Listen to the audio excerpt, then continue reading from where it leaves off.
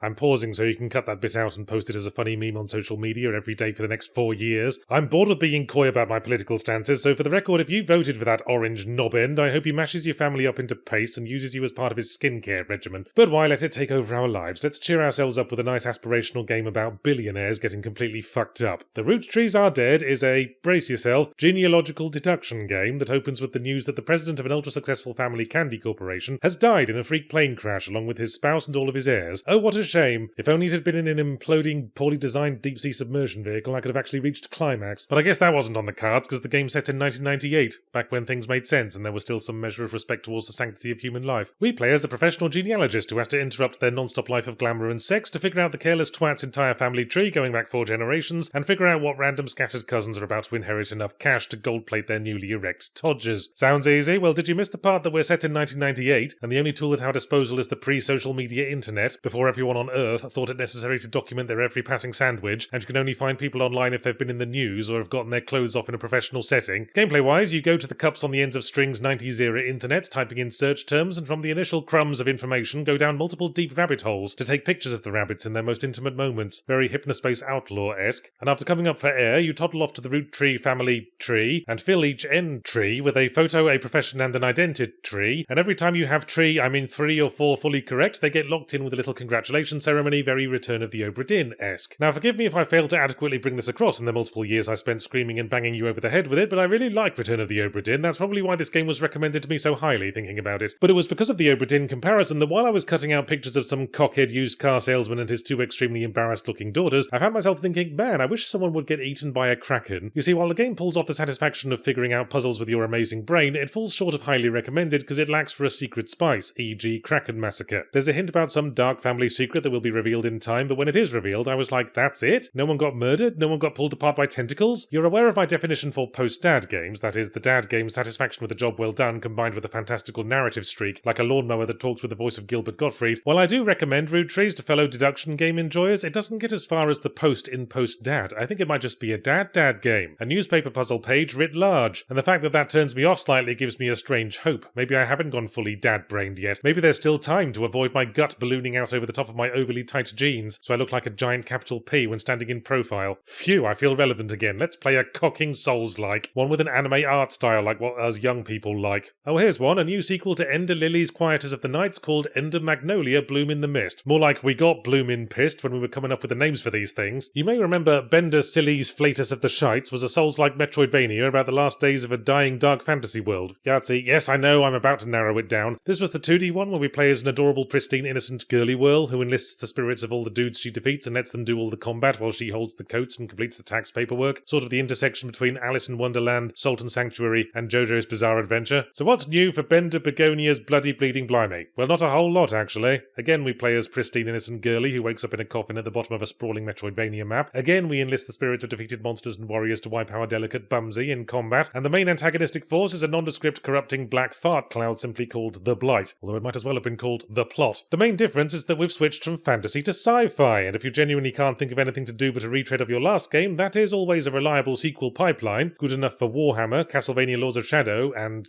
that Gilligan's Island spin-off cartoon where they went to space. So now instead of purifying the souls of knights, we're reprogramming corrupted robots and turning them into digital ghosts like they're Pokemon or something, making this more the intersection between Sultan Sanctuary, JoJo's Bizarre Adventure, and Nier Automata. But I can't be too salty, because like its predecessor, I rather enjoyed Ender Magnum PI. It's just a nice functional Metroidvania, not exactly setting a fire under the genre. The start double jump rating is like 3 rooms, but there's something comforting about the reliable way all the cogwheels click together, the easily readable art style, the nice helpful map that highlights rooms that still have undiscovered secrets so you know where to come back to when you unlock the head-mounted secret opening device, and the combat's rather enjoyable as well. You can fully customize what stand attacks are mapped to the 4 attack buttons, and have them all cracking off at the same time with no stamina mechanic to limit you. And when you can summon a whirling ball of damage at will, including that one terribly useful stand who has mastered the secret martial art known as owning a gun, the bosses were pretty easy, mostly only taking 2 or 3 attempts before folding like the centre pages of the boys' dormitory's only issue of Playboy. Comboing different attacks at the same time can take a little bit of uncomfortable finger origami, but as I say, you can map the buttons how you like, so just find whatever works best when you mash the controller with your palm. My only major strike against endlessly mangled title is that I really couldn't follow the plot. Part of the standard Souls-like format is to drop you into the middle of dying apocalyptic world du jour and hint at the story with confusing background crumbs. Ender Magnolia opts instead to hint at the story with prolonged dialogues between characters, while you glance between them not understanding what in the name of Beelzebub's bellend they're banging on about. I guess we are playing as a kid, maybe that's the intention, to evoke how it felt to be in the room when my dad was refusing to explain to my mum what he was doing at a bar called the Rusty Trombone. As my wife will tell you, I love disappointing people. Best to enjoy the things you're good at, after all. I particularly love when indie game developers come to me saying, look at this completely original idea we've come up with, because I can take one look at it and go, oh, that's not original, that's just Stardew Valley crossed with XCOM crossed with Custer's Revenge or whatever. Better luck next time. Watching the light go out of their little eyes as I talk is basically the only way I can come these days. Almost makes it worth wasting my life playing thousands of shitty video games during the best years of my hairline. That's why it's always noteworthy to find something that utterly defies comparison. It happens so increasingly rarely. Especially these days, now most of the new indie games are such and such meets Balatro meets anime tits. Katamari Damacy, Papers, Please, there weren't anything like those, in video games at least. Respectively, they were comparable to making really efficient use of a brand new lint roller and working a data validation job at a wonky desk perched on the lip of a wood chipping device. And now there's Blueprint, another of those very rare camel platypus tarantula hybrids that defy comparison and terrify the absolute shit out of zoo-going schoolchildren. Where to start? It's a first-person roguelike puzzle game with resource management elements.